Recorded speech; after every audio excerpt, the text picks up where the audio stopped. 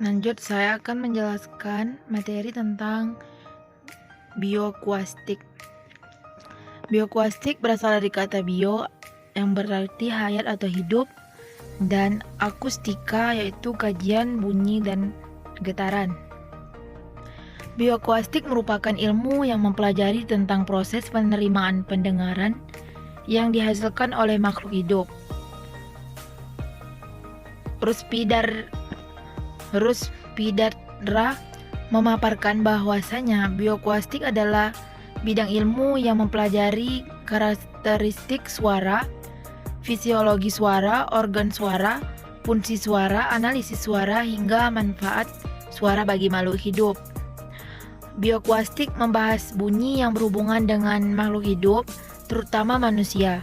Bioakustik digunakan dalam diagnostik maupun terapi dengan memanfaatkan sifat gelombang yang dapat dipantulkan, diserap, dan diteruskan. Gelombang bunyi merupakan gerakan dari molekul zat, dan zat tersebut terkoordinasi menghasilkan gelombang serta mentransmisikan energi tanpa disertai perpindahan partikel. Bunyi atau suara adalah gelombang longitudinal atau kompresi mekanikal yang merambat menggunakan medium dengan kecepatan tertentu. Selanjutnya, konsep getaran atau vibrasi gelombang bunyi dan suara. Gelombang suara yang merambat di udara umumnya merupakan penyebab terjadi sensasi pendengaran pada telinga manusia. Seperti efek domino, pendengaran gelombang terjadi dengan cara perpindahan energi yang terdapat pada gelombang tersebut dari suatu partikel ke partikel lain. Gelombang bunyi adalah getaran atau osilasi yang terjadi akibat fenomena tekanan, renggangan, perubahan posisi partikel, dan perubahan kecepatan partikel dari medium penghantar gelombang suara itu sendiri. Gelombang bunyi merupakan gelombang longitudinal karena gelombang berosilasi searah dengan gerak gelombang tersebut, membentuk daerah bertekanan tinggi dan rendah. Ada dua kelompok getaran yang umum, yaitu getaran bebas, yang kedua getaran paksa.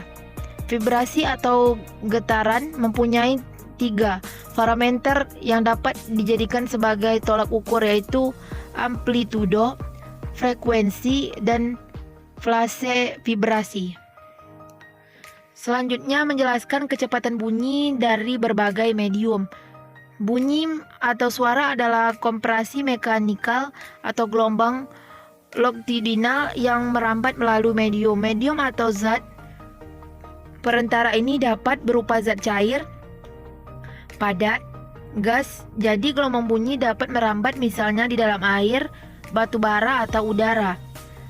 Media perambatan bunyi adalah benda padat, cair, dan gas. Perambatan bunyi juga memerlukan waktu. Bunyi merambat melalui benda padat. Kecepatan perambatan bunyi melalui berbagai jenis benda tidak sama. Perambatan bunyi melalui benda padat lebih cepat terdengar daripada melalui benda cair atau gas. Bunyi merambat melalui benda cair, perambatan bunyi dapat melalui air. Ketika kita memantulkan 2 buah batu di dalam air, bunyinya bisa terdengar dari luar air. Bunyi merambat melalui gas.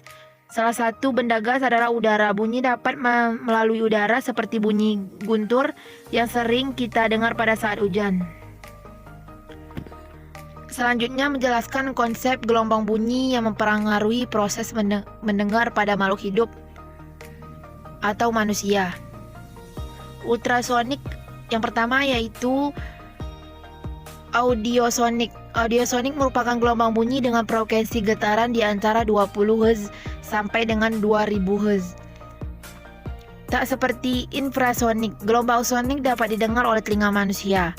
Gelombang ini dapat dihasilkan dari alat musik, percakapan manusia, tumbukan antara benda, dan suatu benda yang bergetar yang mampu didengar oleh telinga manusia. Yang kedua yaitu infrasonik. Infrasonik merupakan gelombang bunyi yang dengan frekuensi getaran kurang lebih 20 Hz berbunyi ini tidak dapat didengar oleh manusia, hanya mampu didengar oleh beberapa hewan tertentu seperti badak dan gajah. Yang ketiga yaitu ultrasonik. Ultrasonik merupakan gelombang dengan frekuensi tinggi yang di atas 2000 Hz. Gelombang ini dapat menembus ke dalam sebagian besar material. Gelombang ultrasonik tidak mampu didengar oleh manusia dan hanya beberapa jenis hewan saja yang mampu menggunakan gelombang jenis ini di dalam kehidupannya. Selanjutnya menjelaskan struktur dan organ indera pendengar pada manusia. Telinga adalah organ utama indera pendengar manusia. Telinga memiliki dua fungsi utama, yaitu sebagai organ pendengar dan penjaga keseimbangan dalam sistem vestibular. Telinga bagian luar, bagian ini terdiri dari daun telinga yang disebut juga dengan auricula, yang berfungsi menentukan arah bunyi yang didengar dan memperkuat suara-suara yang diterima. Yang kedua yaitu telinga luar. Ini juga terdiri dari liang telinga luar yang berfungsi menghantar getaran suara yang mempertahankan kelembapan suhu dari udara yang masuk. Yang ketiga, telinga bagian tengah. Auris media. Telinga bagian tengah merupakan rongga yang kecil yang berisi udara, terletak di dalam tulang temporal yang dindingnya dilapisi sel epitel. Yang ketiga yaitu telinga bagian dalam. Telinga bagian dalam itu merupakan bagian terpenting dari telinga. Adalah suatu rongga berisi cairan limfe dan letaknya di tulang Filipis yang berfungsi melindungi bagian dalam. Hewan mampu untuk mendengar melalui sistem sensor. Sistem sensor adalah sistem yang digunakan untuk mendeteksi tempat, ukuran, bentuk, dan kedalaman yang menggunakan frekuensi tinggi atau biasa disebut dengan frekuensi gelombang ultrasonik. Yang selanjutnya menjelaskan proses pendekatan pada manusia yang bisa dilihat di peta pikiran saya. Selanjutnya menjelaskan proses kerja alat bantu untuk gangguan pendengaran pada manusia. Alat bantu dengar merupakan suatu alat akustik listrik yang dapat digunakan oleh manusia dengan gangguan fungsi pendengaran pada telinga. Biasanya alat ini dapat dipasang pada bagian dalam telinga manusia ataupun pada bagian sekitar telinga.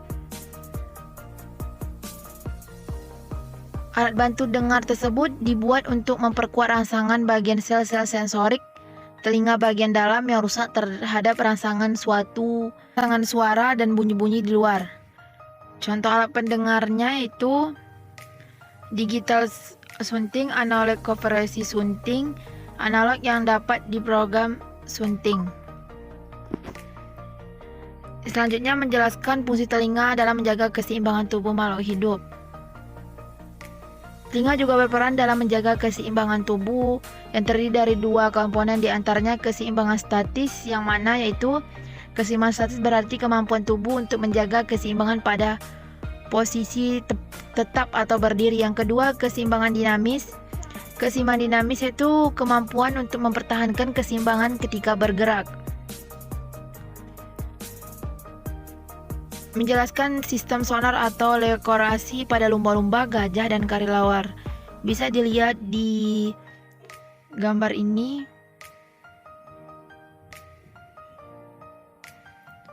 Selanjutnya menjelaskan sistem sonar yang digunakan pada rada atau alat-alat yang terinspirasi dari sistem sonar makhluk hidup.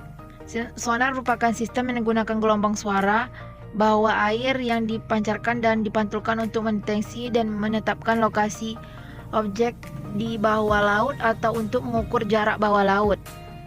Cara kerja perlengkapan sonar adalah dengan mengirimkan gelombang suara bawah permukaan dan kemudian menunggu untuk gelombang pantulan. Data suara dipancar ulang ke operator melalui pegeras suara atau ditayangkan pada monitor.